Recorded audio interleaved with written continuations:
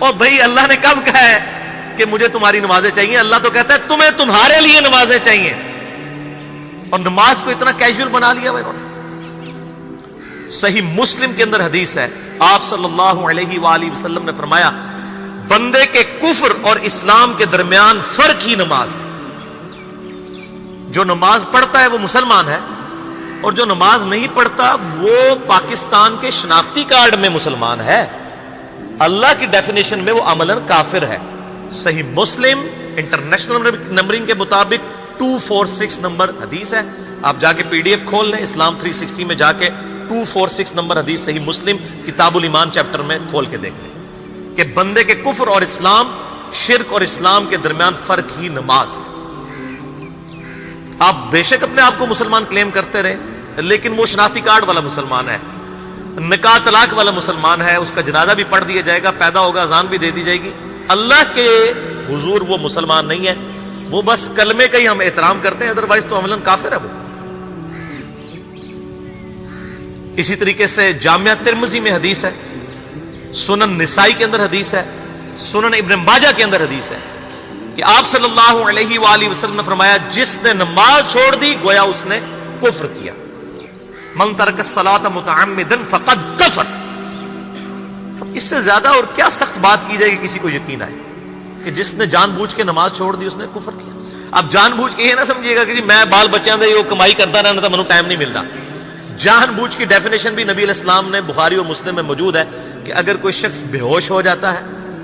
یا سویا رہ جاتا ہے، یہ دو آپشنز ہیں، یا تیسرا آپشن ہے وہ بھول جاتا ہے، تو جیسے یاد آئے اسی وقت وہ والی نماز پڑھ لے۔ لیکن جو شخص دنیا کو ٹاپ پرائورٹی مانتا ہے، اپنا آفس چھوڑنے کے لیے تیار نہیں، اپنا کلینک چھوڑنے کے لیے تیار نہیں ہے، اور اپنی دکان چھوڑنے کے لیے تیار نہیں ہے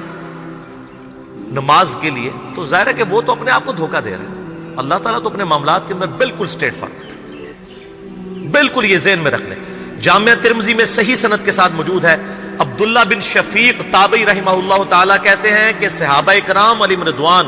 صرف نماز کے چھوڑنے کو ہی اعمال میں سے کفر سمجھتے تھے، یعنی وہ کسی کو نماز پڑھتا ہوا دیکھتے تھے تو کہتے تھے یہ مسلمان ہے، اور کسی کو نماز پڑھتا ہوا نہیں دیکھتے تھے تو وہ کہتے تھے یہ کافر ہے۔ یہ جامعہ ترمذی ہے، یہ کوئی سٹوری بک نہیں میں سنا رہا آپ کو۔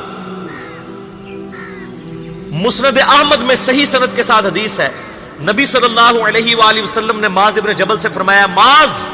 اللہ کے ساتھ کسی کو شریک نہ ٹھہرانا، خواہ تمہارے ٹکڑے ٹکڑے کر دیے جائیں، تمہیں سولی پہ چڑھا دیا جائے، تمہیں آگ میں جلا دیا جائے، اللہ کے ساتھ کسی کو شریک نہ ٹھہرانا، اور معاذ نماز بھی نہ چھوڑنا، کیونکہ جس نے نماز چھوڑ دی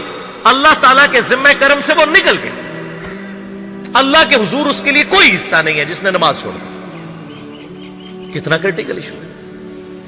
اور اسی طریقے سے مسند احمد میں ہی ایک اور حدیث ہے کہ آپ صلی اللہ علیہ وآلہ وسلم نے فرمایا جس شخص نے اپنی زندگی میں نماز کی حفاظت کی،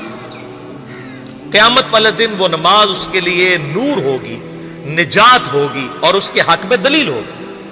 اور جس نے نمازوں کی حفاظت نہیں کی اس کے لیے قیامت والے دن کوئی نجات، کوئی نور اور کوئی دلیل نہیں ہوگی، الٹا اس کا حشر قارون، فرعون اور ابی ابن خلف کے ساتھ ہوگا، والعیاذ باللہ۔